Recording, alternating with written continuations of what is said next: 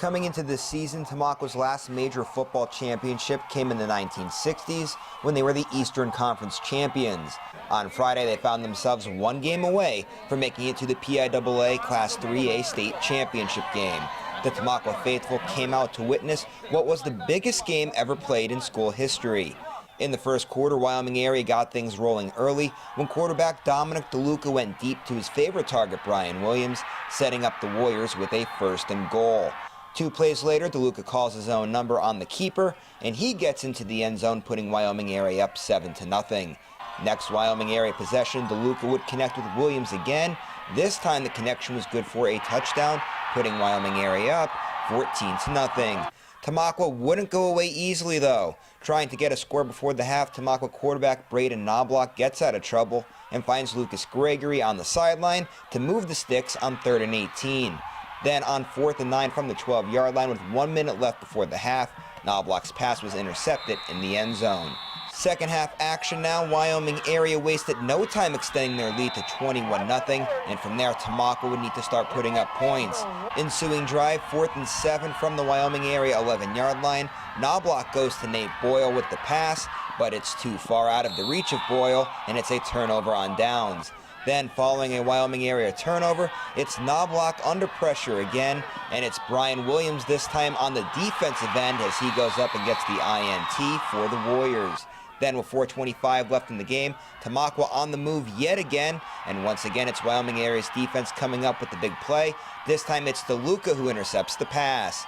And then Wyoming area would actually end the game with 1:27 left, with Jacob Williams once again getting an interception in the end zone. He had 3 interceptions on the day, and Wyoming area forced 5 turnovers in the game as they advanced to Hershey with a 21-0 victory. And as for Tamaqua, their greatest season ever is over. It's tough to take, obviously you never want to end with a loss, but there's only one team in AAA that won't end with a loss. Our guys had an awesome year. Like I said, individual accomplishments, team accomplishments, they nothing to be ashamed of. Kids, played great. I think it surprised a lot of people throughout the course of the year, especially in these playoffs.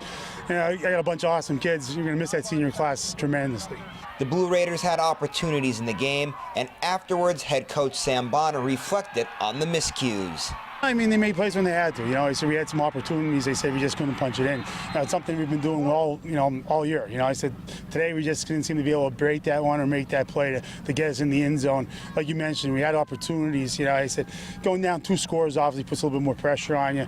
But like that being said, I said I think we punted once. We definitely moved the ball in between the hashes. But I said, it doesn't count unless you score points.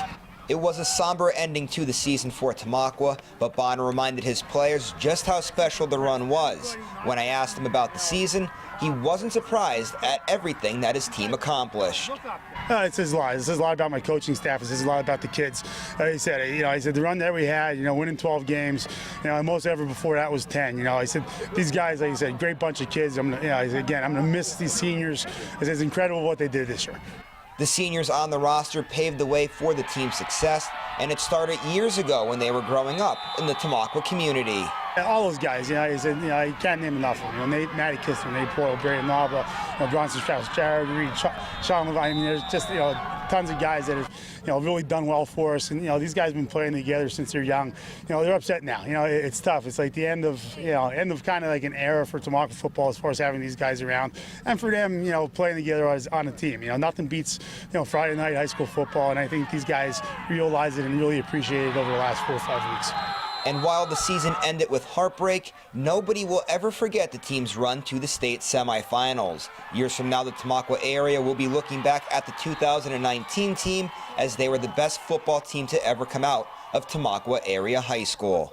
Reporting for SSPTV Sports, I'm John Eric Poli.